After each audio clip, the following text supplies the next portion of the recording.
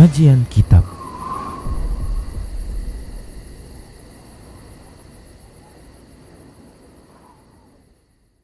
Bismillah, assalamualaikum warahmatullahi wabarakatuh.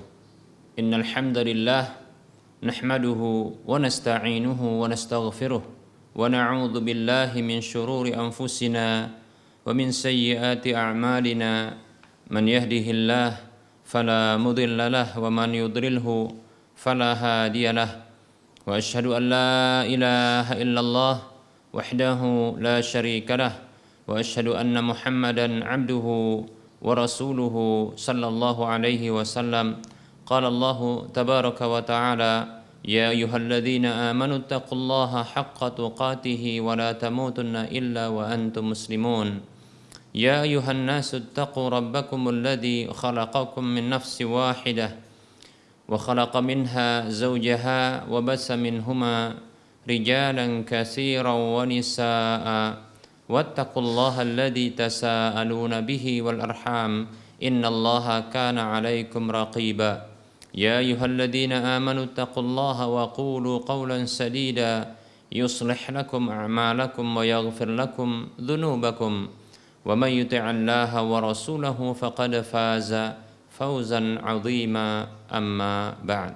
Fa inna asdaqal hadits kitabullah wa khairal huda huda Rasulillah sallallahu alaihi wasallam wa syarral umuri muhdatsatuha wa kullu muhdatsatin bid'ah wa kullu bid'atin dhalalah wa kullu dhalalatin finnar.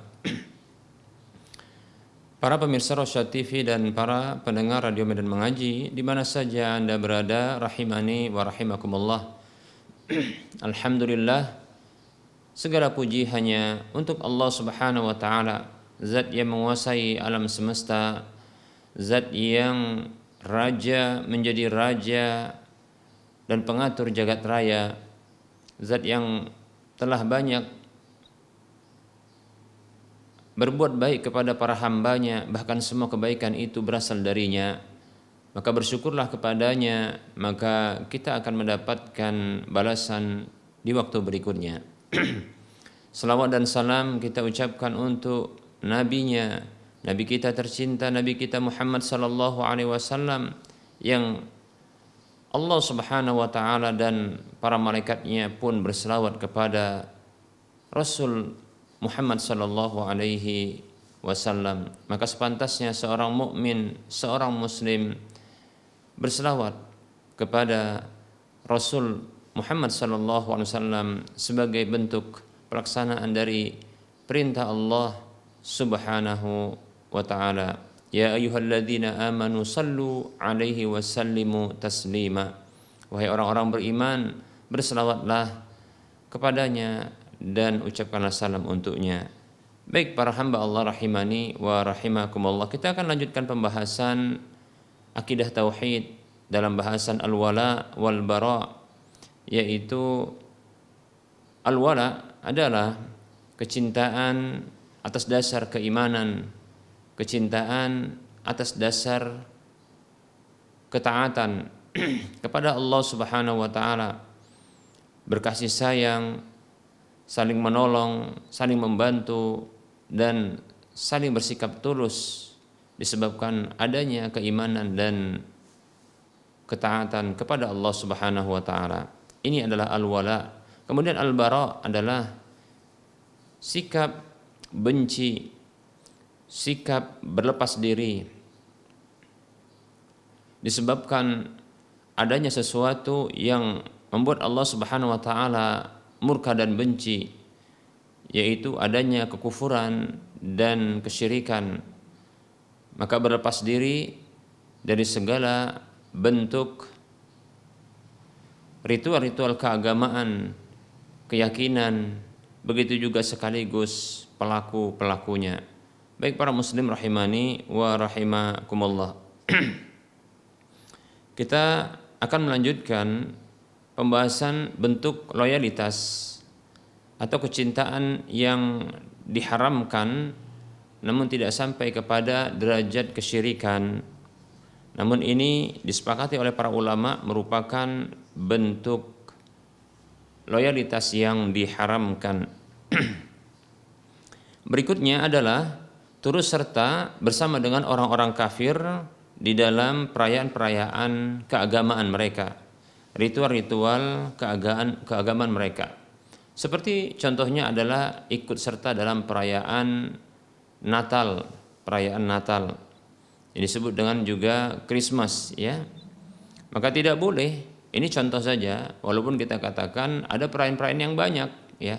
Ada perayaan Waisak, ada perayaan ada perayaan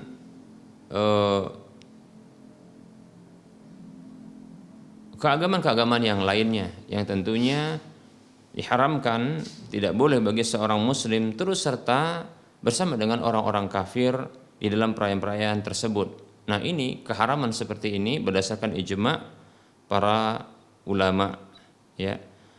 Mengapa demikian? Karena di dalamnya terdapat pengakuan dan persetujuan sekaligus pembenaran terhadap tindakan mereka, perayaan tersebut, serta adanya keridhaan, bahkan termasuk dukungan dan bantuan.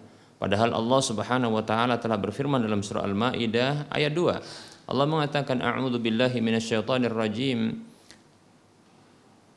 Wa ta'awanu 'alal birri wat taqwa wa la ta'awanu 'alal ismi wal 'udwan. Dan saling tolong menolonglah di atas kebajikan dan ketakwaan, dan janganlah saling tolong menolong di atas dosa dan permusuhan. Baik para muslim rahimani wa rahmakumullah, turut serta di dalam perayaan-perayaan orang-orang kafir, ya, tentunya ini merupakan bentuk dosa, bahkan ini bentuk permusuhan kepada Allah Subhanahu wa taala. Karena itu merupakan bentuk pengakuan terhadap persembahan kepada selain Allah atau ketuhanan selain Allah Subhanahu wa taala. Tentunya ya tidak diridhai oleh Allah Subhanahu wa taala. Nah, ini merupakan bentuk permusuhan kepada Allah Subhanahu wa taala. Demikian. Baik para muslim rahimani wa rahimakumullah, ikut serta di dalam perayaan-perayaan orang-orang kafir ini diharamkan berdasarkan ijma' para ulama. Begitu juga ya mengucapkan selamat ya untuk perayaan-perayaan tersebut. Ini juga diharamkan ya berdasarkan ijma' para ulama. Ibnu Qayyim Al-Jauzi rahimahullahu taala mengatakan di dalam kitab Ahkamu Ahli Dhimmah dalam fasal tentang ucapan selamat kepada ya orang-orang kafir ahlu dhimmah. Dia mengatakan wa amma tahni'atu bi sya'airil kufri al-mukhtassati bihi fa haramun bil ittifaqi mislu an yuhanni'ahum bi a'yadihim wa shaumihim fayaqulu 'idun mubarakun 'alaik aw tahanna bi hadzal 'id wa nahwuhu fa hadza in salima qailuhu minal kufri wa huwa minal muharramati wa huwa bimanzilati an yuhanni'ahu bisujudihi lis-sanami. Baik, beliau mengatakan ya, beliau mengatakan dalam kitab Ahkamu Ahli Dhimmah fasal tentang ucapan selamat kepada orang kafir ahlu dhimmah di juz yang pertama di halaman 162, Ibnu Qayyim Al-Jauzi rahimahullah taala mengatakan yang artinya adapun ucapan selamat terhadap syiar-syiar kekufuran yang khusus bagi mereka, maka ini diharamkan berdasarkan kesepakatan para ulama. Seperti mengucapkan selamat kepada orang-orang kafir terhadap hari raya, perayaan-perayaan mereka dan hari ibadah seperti puasa mereka. Seperti ungkapan Aidun Mubarak Alaik ya. Ya, ungkapan selamat seperti itu ya. Selamat merayakan atau yang semisalnya ya. Maka apabila sang pengucapnya ini selamat dari kekufuran, maka sesungguhnya hal itu merupakan bentuk perkara yang diharamkan. Itu seperti seseorang mengucapkan ya selamat atas sujudnya orang kafir itu kepada berhala. Nah, tentunya ini tidak dibenarkan yang demikian ya. Begitu juga hadir di perayaan-perayaan mereka ya, dalam rangka apapun, apakah dia sebagai seorang pejabat, ya, atau dia sebagai seorang bawahan, maka tidak layak seorang muslim mukmin hadir dalam perayaan-perayaan kekufuran seperti ini. Perayaan-perayaan ritual-ritual kekufuran seperti ini. Demikian. Mengapa? Karena itu merupakan bentuk perayaan, ya, kekhususan, ya, bagi agama dan keyakinan mereka, ya. Dan ini diharamkan dalam agama kita. Demikian para muslim rahimani wa rahimakumullah. Sebagaimana juga, ya, diharamkan untuk menjadikan hari-hari khusus, ya, yang itu merupakan ada hubungannya dengan, ya, perayaan agama umat tertentu, ya, atau urusan dunia, ya, itu dijadikan sebagai perayaan, tapi itu adalah kebiasaan dari umat tertentu, maka ini merupakan, ya, bentuk menyerupai orang-orang kafir, ya. Demikian para muslim rahimani wa rahimakumullah. Ya, terkhusus kita katakan, ya, yang saat ini begitu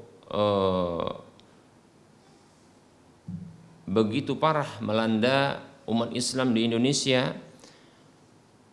Saudara-saudara kita dari kalangan kaum muslimin, lebih-lebih para pemuda, dan terkadang tidak ketinggalan, ya, orang-orang tua, bahkan sebagian para barangkali pejabat, mereka sungguh, ya, jatuh ke dalam tindakan yang diharamkan ini, ya. Mereka jatuh kepada perkara bentuk loyalitas kepada orang kafir yang diharamkan ini, ya. Terkadang mereka mengucapkan selamat, ya, Natal, ya. Ini adalah, ya, perayaan Natal yang begitu fenomenal di Indonesia secara khusus, ya. Yang ini diikuti oleh kaum muslimin, ya, kebanyakan dari kaum muslimin, ya, demikian, ya. Lebih-lebih nanti sepekan berikutnya, yaitu di tahun barunya, ya, yang masih ada hubungan, ya, masih ada hubungan dengan perayaan ini, ya, karena tahun baru ini merupakan tahun baru Masehi, yaitu tahun barunya bagi orang-orang Nasrani. Nah, ini dirayakan oleh kaum muslimin, ya, di kalangan pemuda mereka, ya, saudara kita sesungguhnya, bahkan tidak ketinggalan orang-orang tua, ya. Oleh karenanya yang seperti ini para muslim rahimani wa rahimakumullah ini butuh untuk diingatkan, ya. Secara khusus untuk mengucapkan selamat, ya, Natal, begitu juga, ya, turut serta dalam merayakannya, ya. Demikian para muslim rahimani wa rahimakumullah. Karena hal ini, ya, konsekuensi dari hal ini para muslim rahimani wa rahimakumullah adalah membenarkan salah satu dari tiga hal ini, ya.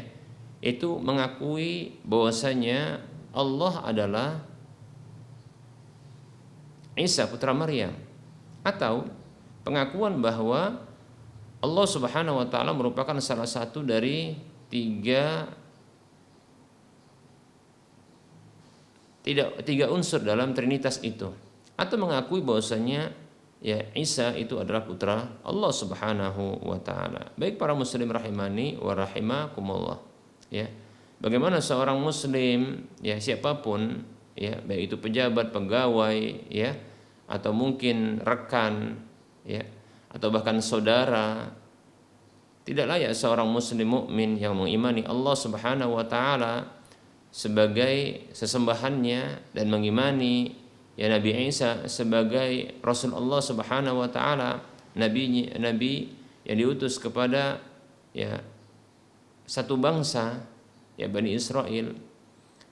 Kita menyatakan selamat hari raya, ya, atau selamat Natal, ya, selamat hari raya, ya, tahun baru atau Natal. Ini tidak dibenarkan, ya. Baik para muslim rahimani wa rahimakumullah, Allah sendiri yang telah, ya, membantah bahwasanya Allah Subhanahu wa taala bukanlah putra Maryam. Lalu bagaimana kita bisa, ya, mengucapkan selamat, ya, Natal kepada orang-orang Nasrani, ya. Allah Subhanahu wa taala berfirman di dalam surah Al-Maidah ayat 72, A'udzu billahi minasyaitonir rajim. laqad kafara alladziina qalu innallaha huwa al-masihu ibnu Maryam wa qala al-masihu ya bani Israil a'budullaha rabbi wa rabbakum innahu man yusyrik billahi faqad harramallahu alaihi al-jannata wa ma'wahu an-nar wa ma lidh-dhalimina min ansar. Allah Subhanahu wa taala berfirman, sungguh telah kafir orang-orang yang menyatakan bahwa Allah Subhanahu wa taala adalah Isa putra Maryam, Al-Masih ibnu Maryam. Maka Isa putra Maryam itu mengatakan kepada kaumnya, wahai Bani Israel, sembahlah Allah Subhanahu wa taala, Tuhanku dan Tuhan kalian. Sesungguhnya siapa saja berbuat syirik kepada Allah, maka sungguh Allah haramkan untuknya surga dan tempat kembalinya adalah neraka, dan tidak ada penolong ya bagi orang-orang yang berbuat zalim, yaitu berbuat kesyirikan. Demikian. Nah, ini bantahan ya Allah Subhanahu wa taala kepada orang-orang yang meyakini bahwa Allah Subhanahu wa taala adalah Isa putra Maryam, ya. Karena memang ada golongan dari orang-orang Nasrani yang mengakui bahwasanya Allah itu adalah putra Maryam, ya, yaitu Isa putra Maryam. Demikian. Maka dibantah oleh Allah Subhanahu wa taala. Lalu bagaimana kita bisa membenarkan hal tersebut dengan mengucapkan ya selamat Natal? Demikian. Baik, para muslim rahimani wa rahmakumullah, dalam ayat yang lain Allah Subhanahu wa taala berfirman, yaitu dalam surah Al-Maidah ayat 73, Allah mengatakan a'udzubillahi minasyaitonir rajim. Laqad kafara alladziina qalu innallaha salisu salasah wa ma min ilahin illallah wa ma min ilahin illa ilahu wahid wa illam yantahu amma yaqulun la yamassanna alladziina kafaru minhum 'adzabun alim. Allah berfirman yang artinya sungguh telah kafir orang yang mengatakan sesungguhnya Allah Subhanahu wa taala adalah salah satu ya dari tiga unsur, ya. Itu salah satu dari tiga unsur Trinitas itu, ya. Tidaklah ada sesembahan yang berhak disembah kecuali hanya sesembahan yang satu. Maksudnya dia adalah Allah Subhanahu wa taala. Apabila mereka tidak berhenti dari apa yang mereka ucapkan itu, sungguh benar-benar ya azab yang pedih akan menyentuh orang-orang yang kafir di antara mereka itu. Demikian. Na'udzubillahi min dzalik. Ya. Nah, ini bantahan juga kepada bantahan dari Allah Subhanahu wa taala kepada orang-orang Nasrani yang mengatakan bahwasanya Allah Subhanahu wa taala adalah salah satu dari tiga unsur dalam Trinitas itu, ya. Lalu bagaimana orang beriman yang mengimani Allah Subhanahu wa taala sebagai sesembahannya, sebagai Tuhannya, beragama dengan agama Allah Subhanahu wa taala, dia mengucapkan selamat Natal. Demikian para muslim rahimani wa rahimakumullah. Dan dalam ayat yang lain para muslim rahimani wa rahimakumullah, Allah Subhanahu wa taala berfirman di dalam surah Maryam ayat 90 dan 90 sampai 92, Allah mengatakan, A'udzu billahi minasyaitonir rajim. Takadu as-samawati yatafattarna minhu wa tanshaqqul ardu wa takhirrul jibalu hadda. Anda awul lirrahmani walada. Anda awul lirrahmani walada. Wa ma yanbaghi lirrahmani ay yattakhidha walada. Allah Subhanahu wa taala berfirman yang artinya hampir-hampir saja langit-langit itu pecah dan bumi itu terbelah dan gunung itu hancur berantakan, di mana mereka mengklaim menyatakan bahwasanya Allah Ar-Rahman memiliki anak, ya. Padahal tidak layak bagi Allah Subhanahu wa taala Allah Ar-Rahman itu mengambil satu orang anak pun. Demikian. Baik para muslim rahimani wa rahimakumullah. Ayat ini membantah, ya. Lewat ayat ini Allah Subhanahu wa taala membantah bahwasanya Allah punya anak. Karena memang ada sebahagian dari manusia yang menyatakan bahwasanya Allah Subhanahu wa taala punya anak, ya. Orang-orang Yahudi mengakui bahwasanya Allah punya anak yang bernama Uzair. Orang-orang Nasrani mengakui bahwasanya ya Allah Subhanahu wa taala punya anak yang bernama Isa putra Maryam, ya. Orang-orang kafir Orang-orang kafir di zaman Nabi sallallahu alaihi wasallam, ya mereka mengakui, orang-orang musyrik itu mengakui bahwasanya ya Allah punya anak, ya dari kalangan malaikat, anak-anak perempuan kata mereka, demikian. Bahkan ada sebahagian juga ya yang menyatakan bahwasanya ada ya manusia-manusia titisan Allah Subhanahu wa taala yang dia merupakan ya anak, ya demikian dan seterusnya dari keyakinan-keyakinan yang tentunya ini membuat Allah Subhanahu wa taala marah dan murka, sampai-sampai kemarahan dan kemurkaan Allah Subhanahu wa taala ini ya ini menyebabkan langit itu pecah, ya hampir saja langit itu pecah, bumi itu terbelah dan ya gunung itu hancur luluh lantak karena ya kemarahan Allah Subhanahu wa taala, disebabkan Allah dinyatakan punya anak. Demikian para muslim rahimani wa rahimakumullah. Nah, bila kita ya mengetahui hal ini, lalu pantaskah kita mengucapkan selamat Natal atau mengucapkan selamat untuk perayaan-perayaan orang-orang kafir yang itu terkait dengan ritual-ritual keagamaan mereka, yang keyakinan itu adalah keyakinan yang menyimpang, bahkan keyakinan kesyirikan, kesesatan, kekufuran. Baik para muslim rahimani wa rahimakumullah, oleh karenanya cukuplah Islam itu sebagai agama bagi kita, dan cukuplah ya kita jadikan ajaran Islam sebagai prinsip bagi kita, dan cukuplah kita mengucapkan selamat ya untuk perayaan-perayaan yang telah ditetapkan di dalam agama kita, yaitu perayaan hari raya Idul Fitri dan Idul Adha. Baik para muslim rahimani wa rahimakumullah, Allah mengatakan dalam surah Ali Imran ayat 19, A'udzu billahi minasyaitonir rajim, innad dina 'indallahil Islam. Ya, sesungguhnya agama di sisi Allah adalah hanyalah Islam. Demikian para muslim rahimani wa rahimakumullah. Baik para muslim rahimani wa rahimakumullah, maka berhentilah kita ya. Berhenti kita dari mengucapkan selamat-selamat ya bagi perayaan-perayaan orang-orang kafir, baik itu perayaan terkait dengan keyakinan ya, ritual keagamaan, atau perayaan-perayaan yang mereka buat dalam urusan dunia, maka jangan kita ikuti ya. Jangan kita turut merayakannya. Ya. Baik para muslim rahimani wa rahimakumullah, cukuplah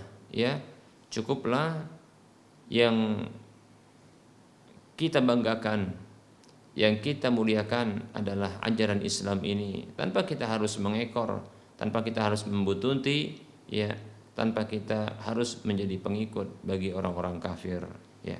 Semoga Allah Subhanahu wa taala yang menjaga kita dari segala keburukan ya.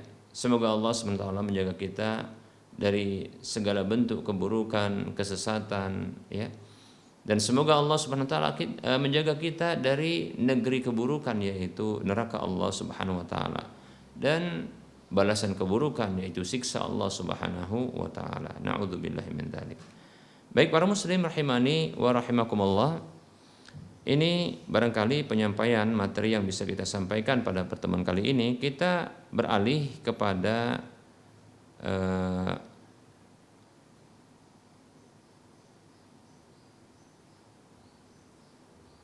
sesi soal jawab.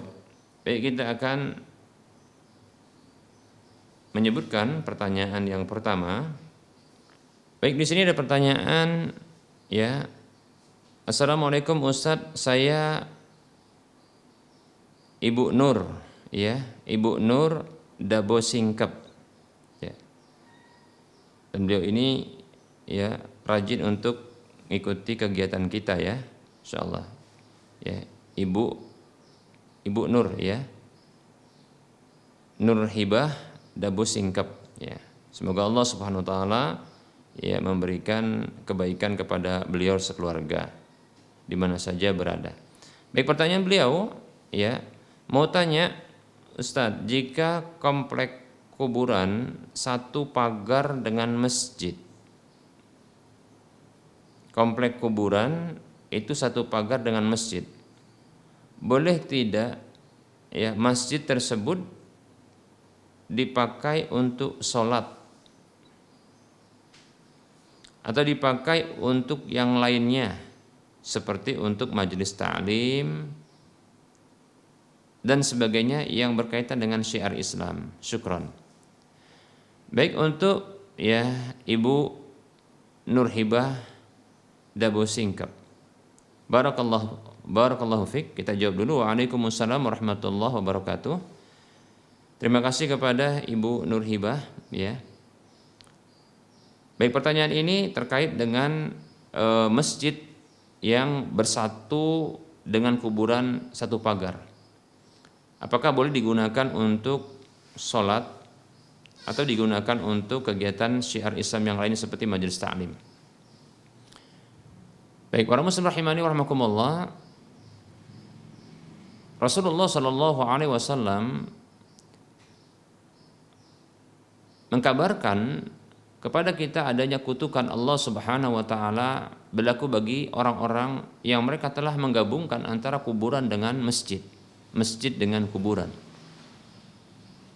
Dalam beberapa hadis, contohnya seperti hadis yang dikeluarkan oleh Imam Ibnu Majah dan yang lainnya, Rasulullah sallallahu alaihi wasallam bersabda, Rasulullah bersabda, la'anallahu al-yahuda wan nasara ittakhadhu qubur anbiya'ihim masajida. Ya. Allah Subhanahu wa taala mengutuk orang-orang Yahudi dan Nasrani, mereka menjadikan ya kuburan-kuburan para nabi mereka sebagai masjid. Dalam riwayat yang lain disebutkan kuburan orang-orang soleh mereka sebagai masjid. Dan ada tambahan dalam riwayat yang lain juga ya, wa inni anhakum an zalika, dan sesungguhnya aku melarang kalian dari hal tersebut. Ya. Lewat hadis ini Rasulullah SAW mengkabarkan adanya kutukan Allah Subhanahu wa taala bagi kaum orang-orang yang mereka itu menggabungkan masjid dengan kuburan.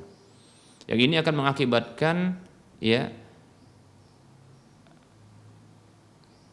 kedepannya menjadi sarana jatuh kepada kesyirikan, yaitu disembahnya penghuni kubur. Ya, demikian. Yang jelas sarana ini telah diharamkan, menjadikan kuburan sebagai masjid, masjid sebagai kuburan, yaitu menyatukan masjid dengan kuburan. Demikian. Ya. Maka ini termasuk yang dilarang. Karena Nabi SAW mengatakan di akhir hadisnya, hadis beliau SAW, inni anhakum an dzalika, sesungguhnya aku larang kalian dari hal tersebut. Demikian. Ya. Baik, jadi tidak boleh.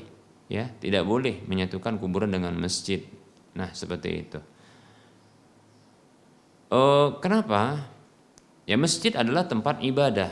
Secara khusus adalah masjid makan sujud, tempat sujud. Dan satu ibadah yang ada sujudnya adalah sholat. Nah, sehingga ya, sholat di satu masjid yang bergabung dengan kuburan, maka ini dilarang, tidak boleh. Ya. Makanya Rasulullah SAW melarang dalam hadis beliau yang lain, dia mengatakan la tusallu ilal qabri, ya. Jangan salat menghadap ke kuburan, ya. Demikian. Jangan salat menghadap ke kuburan. Ya. Begitu juga tidak boleh salat di sekitar kuburan. Karena Nabi SAW mengatakan al-ardu kulluha masjidun illa al-maqbaratu wal hammam. Ya. Bumi itu semuanya adalah masjid, bisa dijadikan untuk tempat sholat, kecuali ya kuburan sama kuburan dengan WC atau kamar mandi. Demikian, tidak boleh. Ya, jadi tidak boleh ya sholat di masjid yang ada kuburan, ya, lebih-lebih di kuburan seperti itu. Baik, ya. Adapun kegiatan-kegiatan yang lain, ya, seperti contohnya adalah sholat jenazah. Maka ini adalah dibolehkan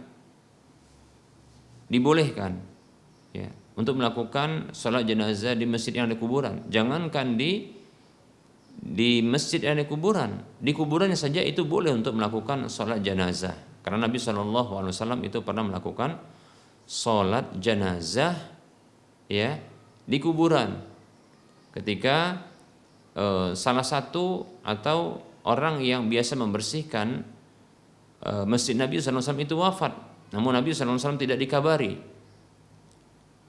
Nabi SAW merasa kehilangan, lalu bertanya kepada para sahabat. Maka para sahabat mereka mengkabarkan bahwasanya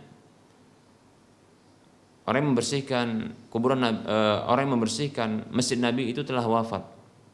Maka Rasul bertanya, mengapa kalian tidak mengkabarkan kepada aku? Maka mereka menjawab ya dengan jawaban yang menunjukkan bahwasanya tidak begitu penting untuk ya memberitahu kepada Nabi SAW seperti itu. Terkesan demikian. Maka ya Nabi meminta kepada para sahabat untuk menunjukkan kuburannya ya kepada beliau sallallahu alaihi wasallam. Maka beliau sallallahu alaihi wasallam ya setelah itu salat menghadap kiblat ya mensolati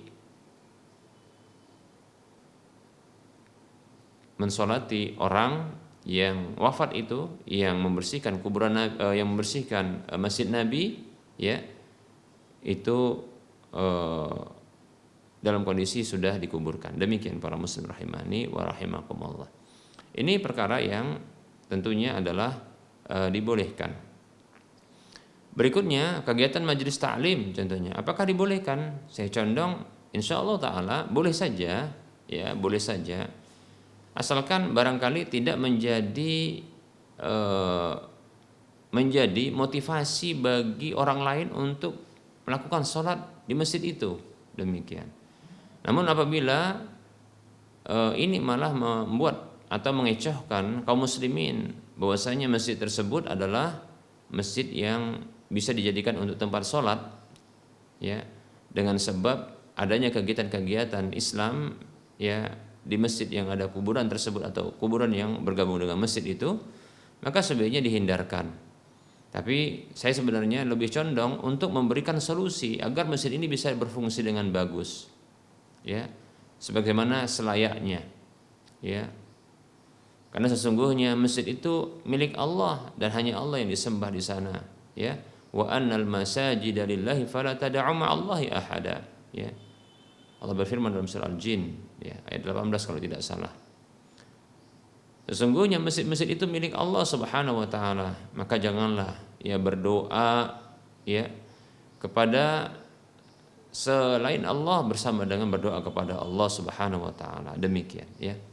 Nah, ini dikhawatirkan bila bergabung masjid dengan kuburan, kuburan dengan masjid, ini akan membuat ya ada doa atau ibadah yang diarahkan kepada penghuni kubur ya selain Allah Subhanahu wa taala, sehingga jatuh kesyirikan ya di tempat yang semestinya diarahkan ibadah itu kepada Allah. Demikian, karena itu adalah hak Allah Subhanahu wa taala. Baik para muslim rahimani wa rahimakumullah. Maka solusi yang bisa ditempuh ya untuk memfungsikan masjid tersebut seutuhnya adalah dengan memisahkan masjid dengan kuburan ya. Bagaimana caranya? Maka dibuat pagar yang terpisah ya. Pagar yang terpisah bahkan barangkali tinggi ya, yang memisahkan antara masjid dengan kuburan tersebut, walaupun seandainya harus dia begitu berdekatan dan mepet ya. Demikian. Tidak masalah ya. Bahkan kalau bisa dibuat pagarnya, pagar masjid sendiri, pagar kuburan sendiri ya. Maka dibuat nanti jalan yang berbeda, jalan masuk yang berbeda pula. Maka yang seperti ini adalah solusi yang baik ya. Sehingga kuburan itu bisa berfungsi sebagai kuburan, masjid berfungsi sebagai masjid. Demikian, rumah Allah, tempat ibadah kaum muslimin ya. Maka mudah-mudahan seperti ini bisa diberlakukan. Wallahu taala alam. Ada pertanyaan, Assalamualaikum Ustaz, apa yang harus saya lakukan ketika istri saya pergi dari rumah ke rumah mertua saya? Itu pulang ke rumah orang tuanya. Tapi dia tiba-tiba tidak mau pulang lagi ke rumah dan malah minta cerai. Dan bahkan anak yang dikandungnya itu digugurkan, naudzubillah min dzalik. Mama mertua saya terkenal dukun, naudzubillah min dzalik. Dan bahkan saya tidak bisa ketemu sama istri saya. Mohon solusinya Ustaz. Baik, waalaikumsalam warahmatullahi wabarakatuh. Yang bisa dilakukan adalah berdoa kepada Allah Subhanahu wa taala ya agar istri dan keluarga diberi hidayah oleh Allah Subhanahu wa taala. Ya, dijauhkan dari keburukan. Ini yang pertama. Ya. Berdoa kepada Allah Subhanahu wa taala agar istri dan keluarga ini keluarganya ini bisa diberi hidayah oleh Allah Subhanahu wa taala. Ya. Yang kedua yang bisa dilakukan berikutnya adalah mengutus perwakilan dari pribadi ya sang penanya ini yang mewakili untuk ya menyampaikan penjelasan bahwa sesungguhnya dia tidak ingin menceraikan ya, tidak ingin menceraikan, bahkan ingin melanjutkan hubungan ya rumah tangga kembali. Nah, seperti itu. Sampaikan ya. Nah, kalau bisa orang yang diutus ini adalah orang-orang yang disegani, orang yang disegani oleh pihak keluarga, termasuk adalah orang tua dari istri, yaitu mertuanya. Nah, seperti itu ya, mertua sendiri. Baik, kemudian yang ketiga adalah ya tidak memenuhi permintaan cerai. Ya, tidak memenuhi permintaan cerai ya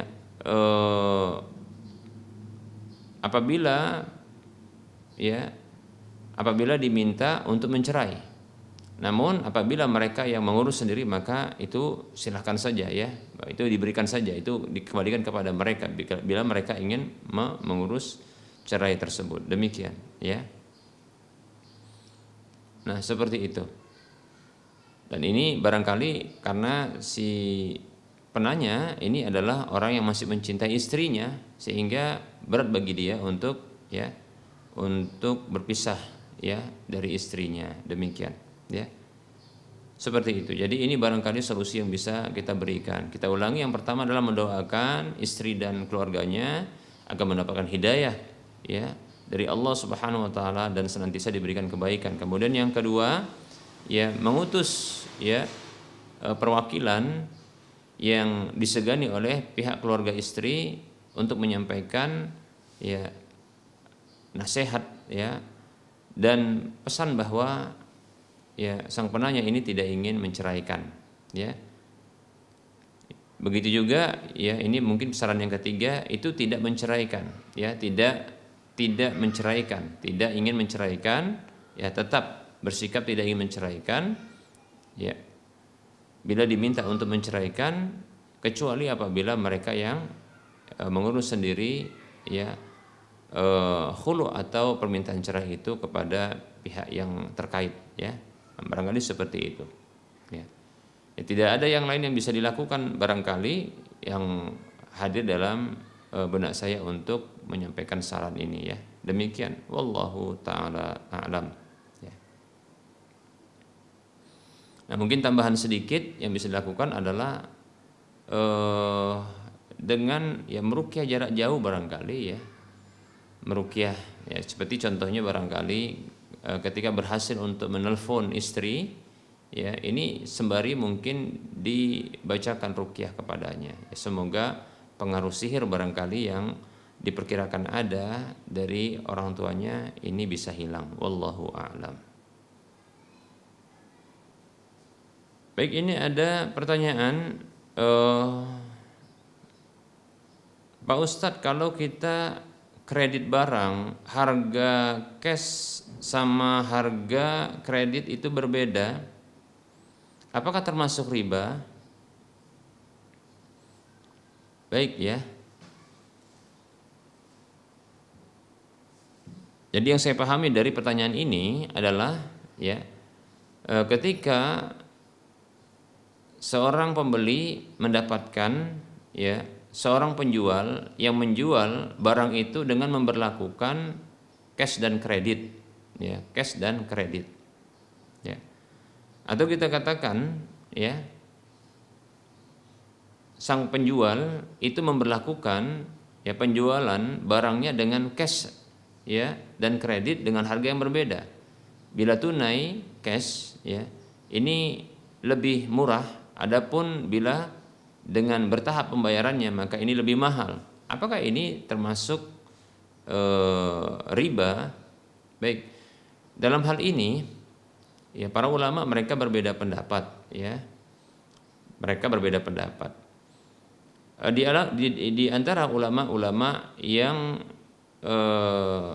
menyatakan pendapat yang pertama, ya, seperti Syekh Al-Albani rahimahullahu taala dan beberapa murid-murid beliau itu berpendapat bahwasanya yang seperti ini, ya, ini pendapat pertama, ini merupakan perkara yang diharamkan, ya, karena ini termasuk, ya,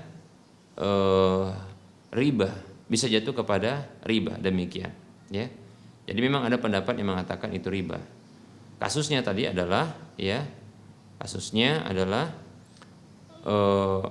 bila barang dibeli atau dijual, ya, dengan cash tunai maka memiliki harga tertentu. Namun apabila dijual atau dibeli dengan harga yang dibayar bercicil maka akan lebih mahal, ya. Maka yang seperti ini, ya, kita katakan ada berbeda pendapat, ya, di kalangan para ulama. Pendapat yang pertama tadi kita katakan adalah ada yang mengharamkan, ya, ini pendapatnya Syekh Al-Albani rahimahullah taala dan beberapa murid-murid beliau, ya, rahimahumullah hafizahumullah, ya. Dengan dasar, ya, hadis yang diriwayatkan oleh Imam Ibnu Majah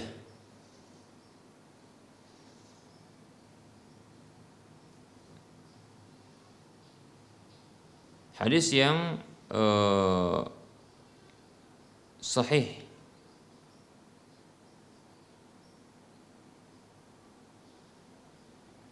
hadis yang dikeluarkan oleh Imam Abu Daud, ya. Kata Nabi SAW, man ba'a bai'ataini fi bai'atin falahu aw kasahuma awir riba, ya.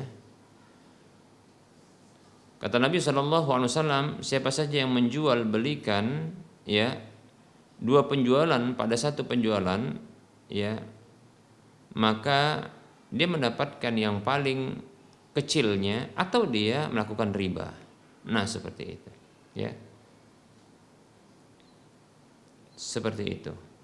Baik para muslim rahimani wa rahimakumullah. Ini pendapat yang pertama. Jadi memberlakukan dua harga pada satu barang itu, yaitu termasuk, ya, jual beli dua penjualan pada satu, ya, jual beli, ya.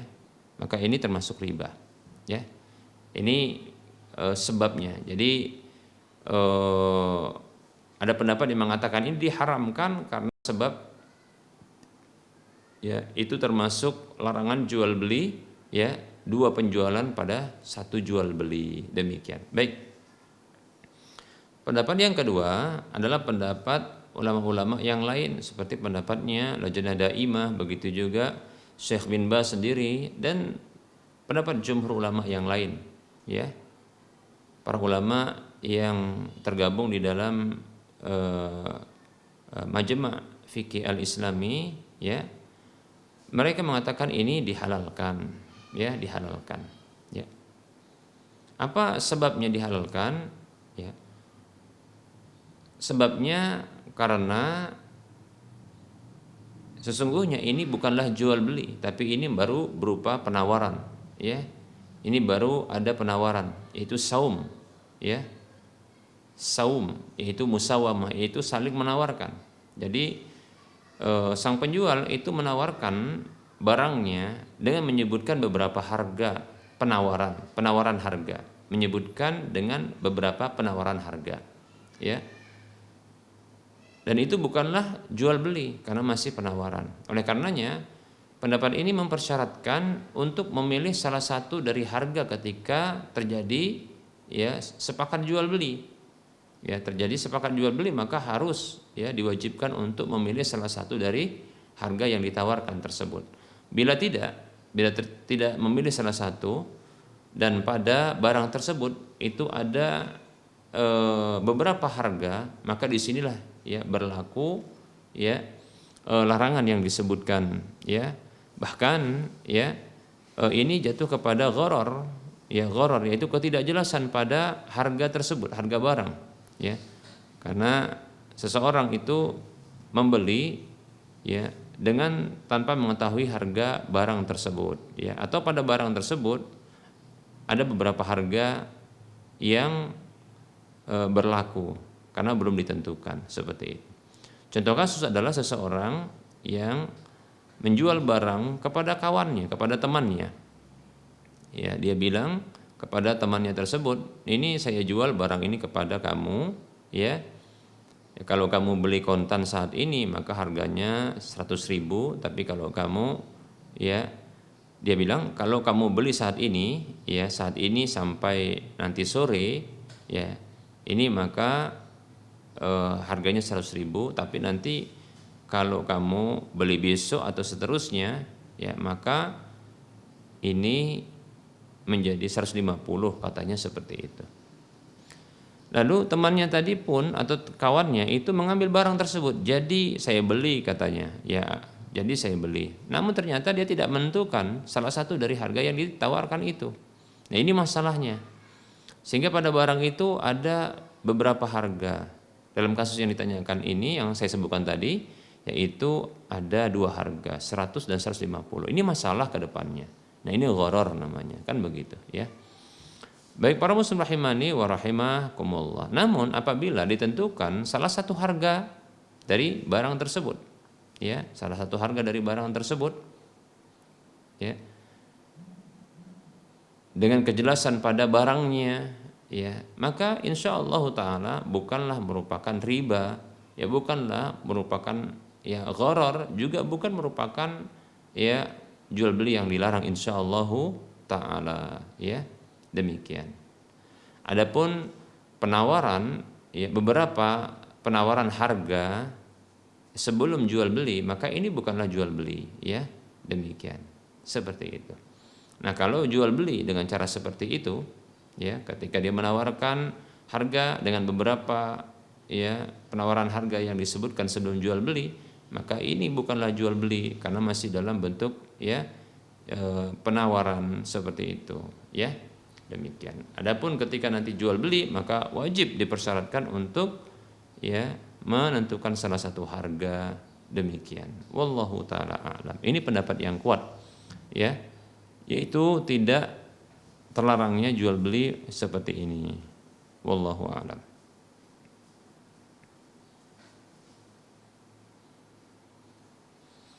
Berikutnya ada pertanyaan. Bismillah, maaf Ustadz, izin bertanya. Ada teman yang ingin berhutang, saya tidak punya uang cash, tapi saya berikan emas saya. Lalu beliau meminta saya untuk menjualkan emas tersebut karena saya dan teman beda provinsi. Dengan perjanjian beliau akan membalikan emas tersebut. Kita tahu sendiri harga emas naik turun, ya. Lalu harga jual dan harga beli emas berbeda. Contoh, saya beri hutang 1 gram emas dan akan dibalikan 3 bulan kemudian. Lalu saya disuruh jual emas tersebut, terjual dengan harga 900.000 rupiah. 3 bulan kemudian harga emas naik menjadi 1 juta, artinya kan ada selisih 100.000. Apakah ini disebut dengan riba? Mohon dijawab Ustaz. Jazakallahu khairan. Baik, bismillah. Untuk hutang uang, maka prinsipnya adalah dibayar sesuai dengan jumlah uang, ya. Kapanpun dibayarkan yang telah disepakati jatuh temponya. Begitu juga bila berhutang emas, maka prinsipnya adalah ya dibayar dengan emas, ya, dibayar dengan emas.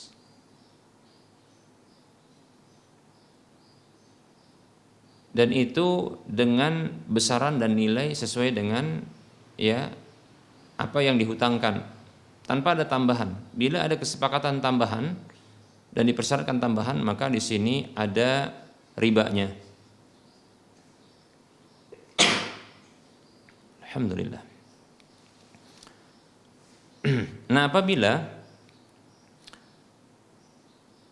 berhutang uang lalu akan dibayar emas, ya. Apabila berhutang uang namun akan dibayar dengan emas, atau sebaliknya berhutang emas akan dibayar uang, maka bila telah jatuh tempo, maka pembayaran emas yang akan dibayar dengan uang adalah harga emas di waktu pembayaran, ya, harga emas di waktu pembayaran. Contoh, ya, contoh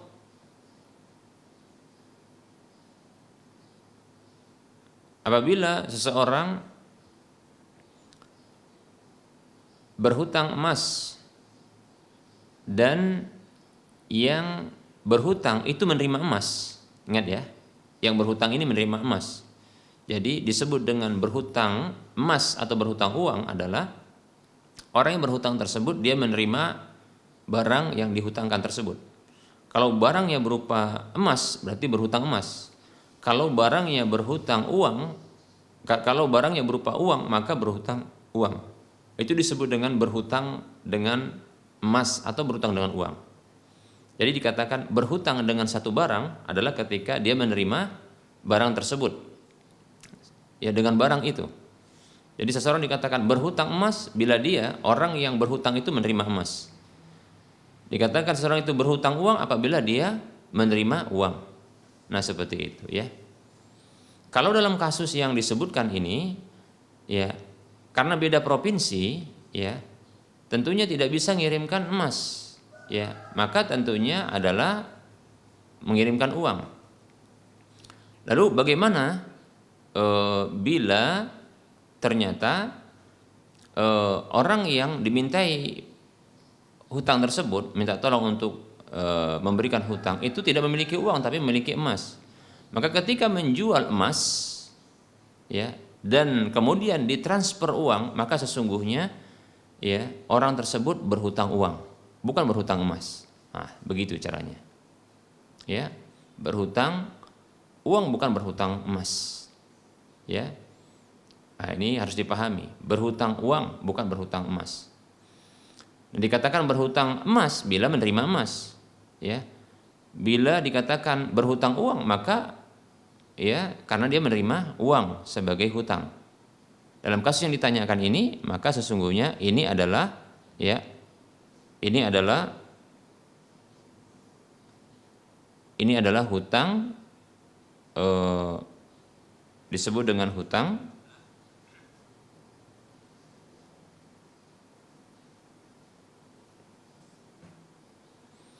maka ini disebut dengan hutang uang, ya, dalam kasus yang ditanyakan ini. Seperti itu para muslim rahimani wa rahimakumullah.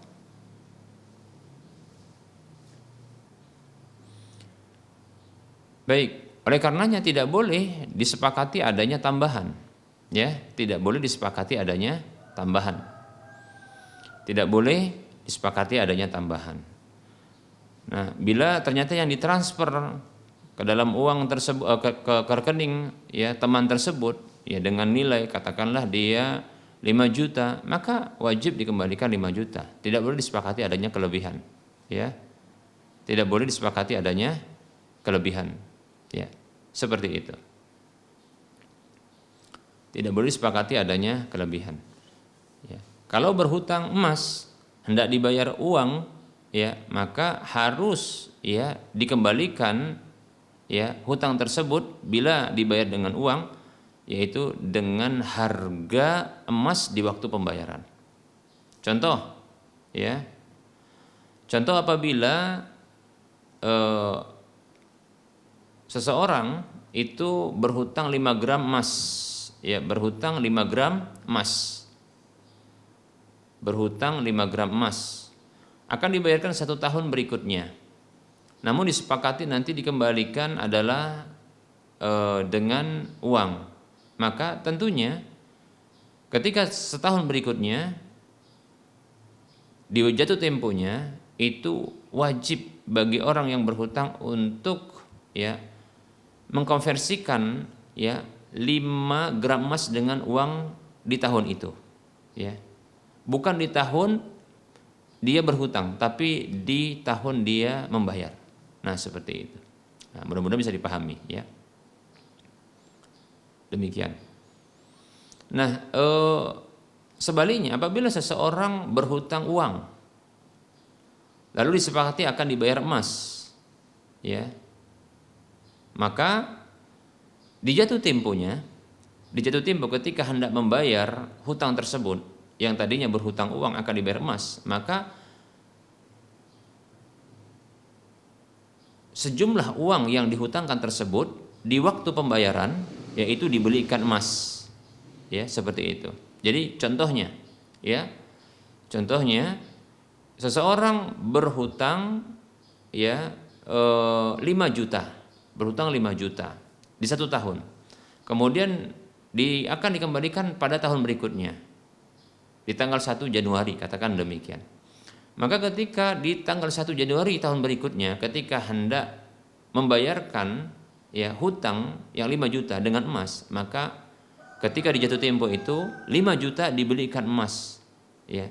Berapapun yang didapatkan maka itu yang diberikan emas itu kepadanya. Bila ada sisa uang ya dari pembelian emas itu, maka dikembalikan bersama dengan itu. Seperti itu. Begitu caranya. Ya. Demikian. Ya, begitu caranya. Adapun apabila contoh ya contoh ini berhutang uang. Contoh ini ya berhutang uang, katakanlah berhutang 5 juta ya, berhutang 5 juta ya. Lantas nanti dikonversikan dengan yang diterima adalah uang. Jadi orang yang berhutang ini menerima uang 5 juta. Lalu ketika itu langsung dikatakan saat itu harga emas adalah 1 juta kebetulan. Ya. Padahal yang diterimanya adalah uang. Jadi orang yang berhutang itu menerima uang. Lalu dia katakan ya karena harga 1 gram itu adalah 1 juta ya, maka dia katakan saya berhutang 5 gram emas ya, katanya begitu. Padahal tadi 5 juta ya, itu uang yang diterimanya. Lalu disepakati bahwasanya tahun depan akan dibayarkan. Disepakati tahun depan akan dibayarkan. Lalu ketika tahun depan jatuh temponya ternyata emas sudah naik menjadi katakanlah ya 1 gramnya adalah 1.200.000, katakanlah demikian, 1.200.000. Lalu ketika dikembalikan dengan uang maka 5 gram emas dikalikan 1.200.000 menjadi 6 juta. Jadi dikembalikan 6 juta berupa uang. Padahal tadi yang diterima adalah uang 5 juta. Tadi di tahun sebelumnya ketika berhutang itu diterima uang 5 juta. Dan ketika dikembalikan menjadi 6 juta. Maka ini riba. Walaupun dengan penyebutan ya bahwasanya saya berhutang emas. Padahal yang diterima adalah uang. Nah, ini tidak benar yang seperti itu. Bisa dipahami ya. Maka dalam kasus yang ditanyakan ini seharusnya yang menjadi hutang itu adalah uang bukan emas. Nah, seperti itu. Wallahu taala alam. Ya, semoga bisa dipahami ya. Memang agak ribet ini ya.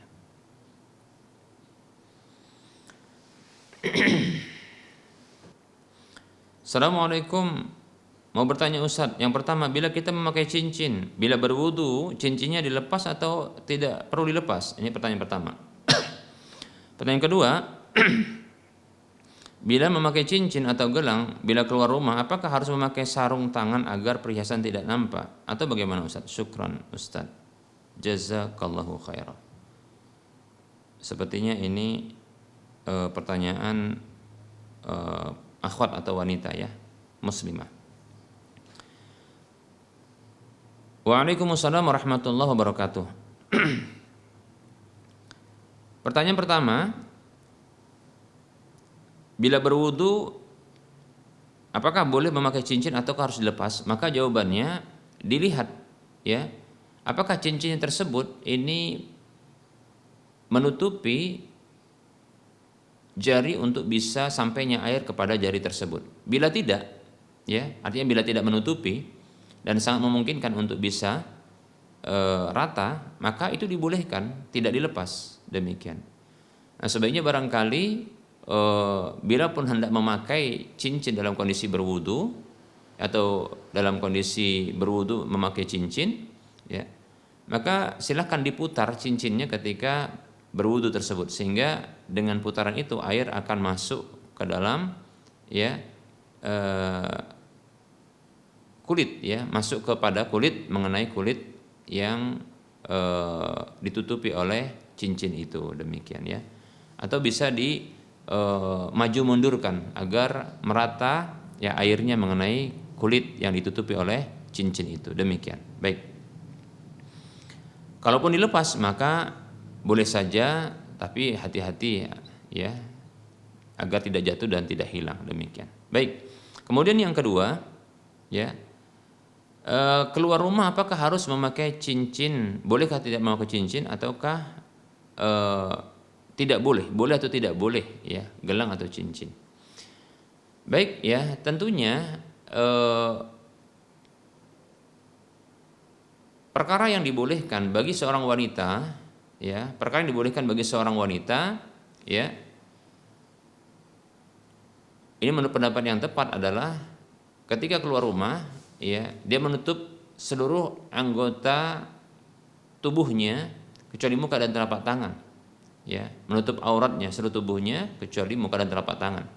Dan telapak tangan itu tentunya ya diantaranya yang tampak adalah jarinya. Dan apabila dia menggunakan cincin, wallahu ta'ala alam, maka boleh saja. Saya condong boleh, ya, saya condong boleh. Adapun gelang, tentunya gelang ini kan dia berada di di pangkal lengan, pangkal lengan bawah, ya, pangkal lengan bawah. Ya, sehingga sesungguhnya ya tidak boleh untuk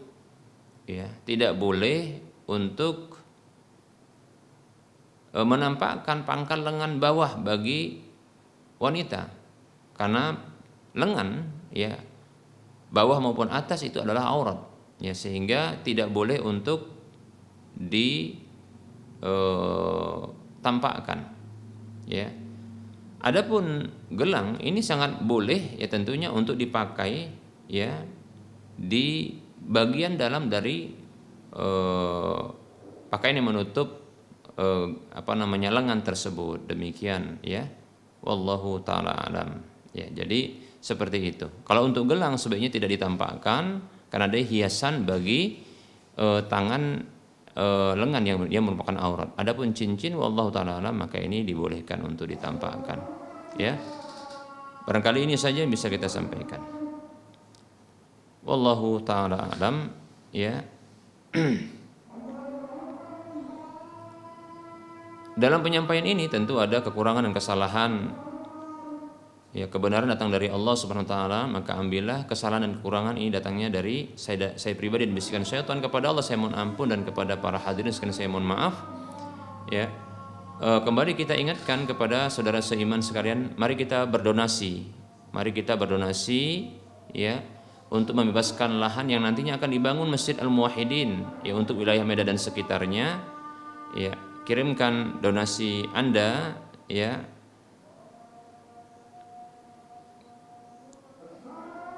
ke rekening Bank Syariah Mandiri atau Bank Syariah Indonesia, ya, Bank Syariah Mandiri atau Bank Syariah Indonesia. Dengan nomor rekening berikut ini yaitu 7127485555 atas nama Yayasan Lajnah Dakwah Medan dengan kode bank 451 ya. Alhamdulillah kita baru saja mampu mengumpulkan sekitar 30,75% dari total biaya yang dibutuhkan sekitar 8,5 miliar ya. Silakan ya kirimkan transfer ya bantuan Anda, infak Anda, donasi Anda ya untuk membebaskan lahan ini. Semoga Allah SWT menjadikan ini sebagai amal kebajikan kita yang terus menerus mengalirkan pahala walaupun kita telah wafat. Semoga bermanfaat dan termotivasi. Wassallallahu ala Muhammad wa ala alihi wa ashabihi ajma'in. Subhanakallahumma wa bihamdika asyhadu an la ilaha illa anta astaghfiruka wa atubu ilaika walhamdulillahi rabbil alamin. Wassalamualaikum warahmatullahi wabarakatuh.